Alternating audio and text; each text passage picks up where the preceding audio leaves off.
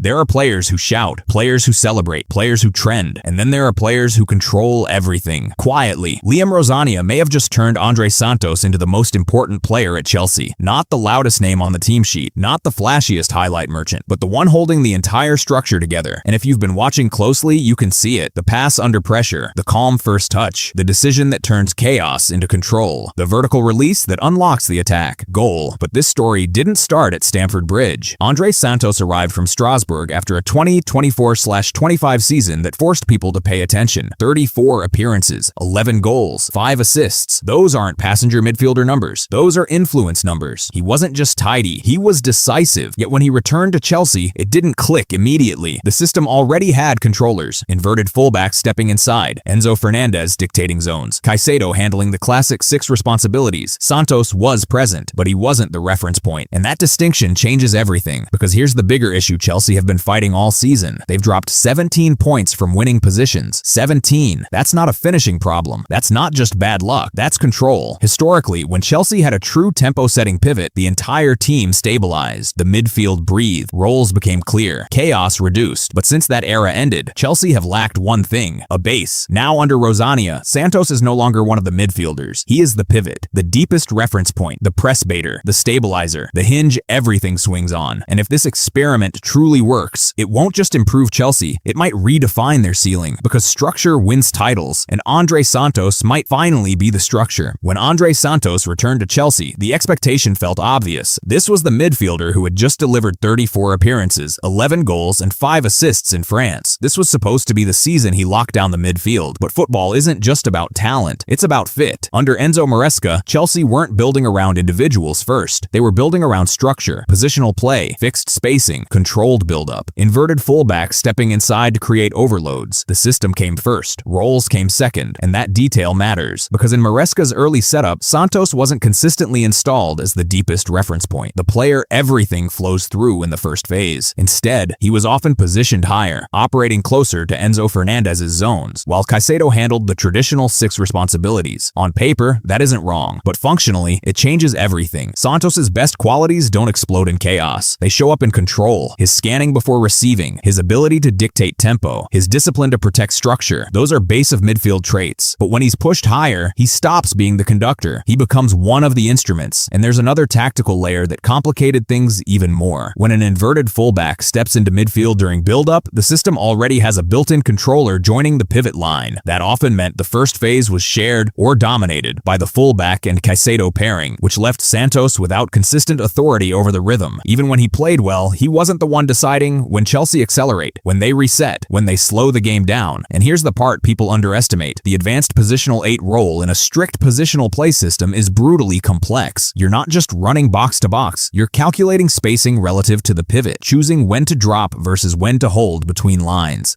pressing without breaking rest defense, occupying defenders without blocking your own passing lanes. It's chess, and Santos was learning that inside a squad full of overlapping midfield profiles. This wasn't a failure of quality, it was a question of authority. There was a revealing moment. November 22nd, 2025. Caicedo unavailable. Santos started deeper alongside Enzo Fernandez. He delivered a standout performance. Player of the match. Afterward, Maresca publicly acknowledged how suited the role looked for him. That was the clue, because when Santos plays closer to his natural base midfield behavior, when he becomes the responsible structural anchor, the difference becomes visible. Not louder, not flashier, just clearer. Under Maresca, the puzzle wasn't is he good enough, it was where does he truly belong? And until that answer was resolved, Chelsea had a talented midfielder, but not yet a reference point. When Liam Rosania walked into Chelsea, he didn't just tweak a formation, he made a decision about authority. Who runs the midfield? Who controls tempo? Who becomes the reference point? And his answer was clear. Andre Santos. Under Rosania, Santos stops being one of the midfielders. He becomes the base, the deepest line in build-up, the hinge between defense and attack, the calm in the middle of pressure, and you can see it immediately in the patterns. Chelsea now build with patience, short connections, goalkeeper involved, center-back split, pressure invited. This isn't random possession, it's bait. Rosania's system lures the press forward, stretches the opponent's shape, then breaks it with the release pass. But that only works if your pivot doesn't panic. You need someone who can receive under pressure, scan the field, and choose correctly when everything looks chaotic. That's where Santos comes in. He stays connected to the center backs, offers the safe first pass, decides whether Chelsea accelerate or reset. And here's the key. He's not just recycling sideways. A true pivot doesn't pass for possession. He passes for access. Access into the next line, into Enzo between lines, into wide runners, into Cole Palmer's pocket. There's a perfect example. Against Leeds on February 15th, Chelsea's own match report described a goal sequence beginning with central progression. A quick interchange involving Fernandez and Santos released Palmer forward, who then slid the decisive pass into Pedro. Connect, release, attack, 3 steps, all starting at the base. That's structural control. But the shift isn't just visible when Chelsea have the ball, it's even clearer when they lose it. Santos' starting position allows Chelsea to win second balls, to cut off counters before they become sprints, to stop transition chaos before it explodes. He sits in front of the defense when others push forward. He protects central lanes. He stabilizes rest defense. And that matters because Chelsea's season has been defined by losing control of Leeds. They've dropped 17 points from winning positions. 17. That's not just a finishing issue. That's game state management. Rosania understood something simple. The base cannot be rotational. It must be authoritative. When the base is clear, everything else settles. Caicedo can step higher. Enzo can influence further forward. The midfield finally looks balanced instead of overloaded. This isn't cosmetic. This isn't just Santos playing deeper. This is a structural correction. Under Maresca, Santos was learning the system. Under Rosania, the system is finally learning Santos. And that difference might define Chelsea's season. When a team finds its true pivot, the first thing that changes isn't the pivot, it's everyone else. Because control at the base doesn't just stabilize possession, it redistributes responsibility. And that's exactly what's happening at Chelsea. Let's start with Moises Caicedo. For most of the season, he's looked like a firefighter, constantly tracking runners, dropping into the back line, covering gaps left and right, putting out tactical fires before they turn into infernos. Even in the Leeds match, analysts pointed out his penalty concession while tracking a runner into the box, a reminder of how heavy the defensive load has been on his shoulders. But here's the structural shift. With Santos anchoring consistently, Caicedo doesn't have to do everything anymore. He can step higher, press earlier, win duels before the danger even reaches Chelsea's defensive third. Instead of shielding chaos, he can attack it. Instead of reacting, he can impose. That turns him from a safety blanket into a weapon. And then there's Enzo Fernandez. At his best, Enzo is a forward-thinking orchestrator. He wants to receive between lines, carry the ball into advanced zones, slide passes into runners, arrive late into the box. But earlier in the season, he was often dragged deeper into the first build-up line. Why? Because someone had to stabilize the base. Someone had to absorb responsibility. And when Santos wasn't firmly installed there, that burden fell on Enzo. Now, with Santos controlling the first phase, Enzo can breathe. He receives higher. He influences closer to goal. He carries less structural weight and more creative freedom. The midfield no longer feels stretched across too many tasks. It feels layered, balanced, intentional. This is the underrated power of defined roles. When the base is secure, the ball winner can hunt instead of cover. The playmaker can create instead of babysit build-up. The team can press without fear of being ripped open in transition. Clarity raises the performance floor. Chelsea might not dominate every game, but they look less fragile, less chaotic, less dependent on moments. And that's the real ripple effect. A pivot doesn't just touch the ball. He organizes space. He dictates distances. He decides who moves and who holds. And when that structure locks in, the entire midfield stops compensating and starts functioning.